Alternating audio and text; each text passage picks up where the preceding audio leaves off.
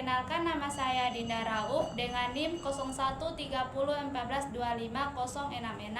jurusan Manajemen Pendidikan, Fakultas Ilmu Pendidikan, Universitas Negeri Gorontalo.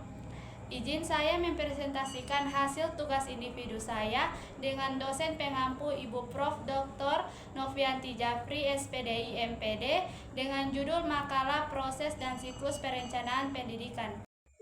Latar belakang, pendidikan merupakan salah satu faktor utama dalam pembangunan bangsa karena melalui pendidikan sumber daya manusia dapat dikembangkan secara optimal. Namun, agar tujuan pendidikan dapat tercapai dengan efektif dan efisien, diperlukan suatu perencanaan yang matang. Perencanaan pendidikan adalah proses penyusunan langkah-langkah sistematis untuk mengarahkan penyelenggaraan pendidikan sesuai dengan kebutuhan peserta didik, masyarakat, dan tuntutan pembangunan nasional.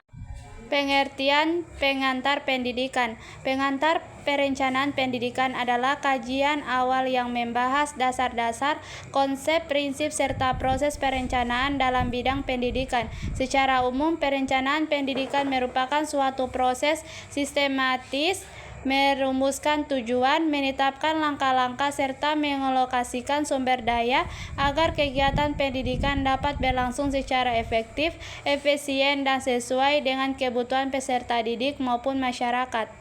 Siklus perencanaan pendidikan. Yang pertama, identifikasi masalah dan penetapan tujuan. Yang kedua, analisis situasi dan kebutuhan. Yang ketiga, perumusan kebijakan. Yang keempat, perencanaan program dan operasionalisasi. Yang kelima, implementasi atau pelaksanaan. Yang keenam, monitoring dan evaluasi. Selanjutnya, proses perencanaan pendidikan.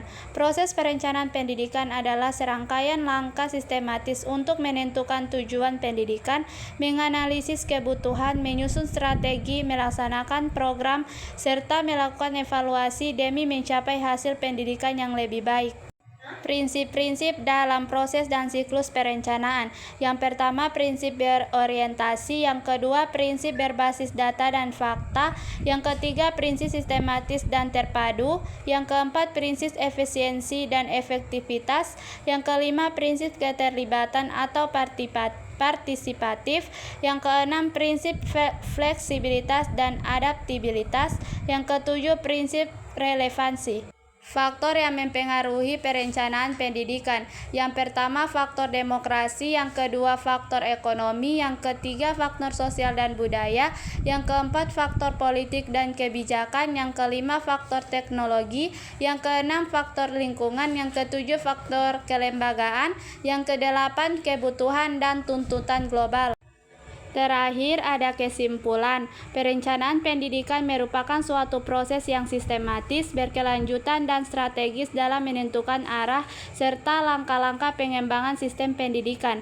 Proses perencanaan ini tidak terjadi secara acak, melainkan melalui tahapan atau siklus yang meliputi identifikasi kebutuhan, perumusan tujuan, penyusunan rencana, pelaksanaan, pemantauan, dan evaluasi. Setiap tahapan dalam siklus perencanaan pendidikan saling berkaitan dan berfungsi untuk memastikan bahwa tujuan pendidikan dapat dicapai secara efektif dan efisien. Dalam pelaksanaannya, perencanaan pendidikan harus mempertimbangkan berbagai faktor internal dan eksternal seperti kondisi demografis, sosial budaya, ekonomi, politik, teknologi, serta kebijakan yang berlaku.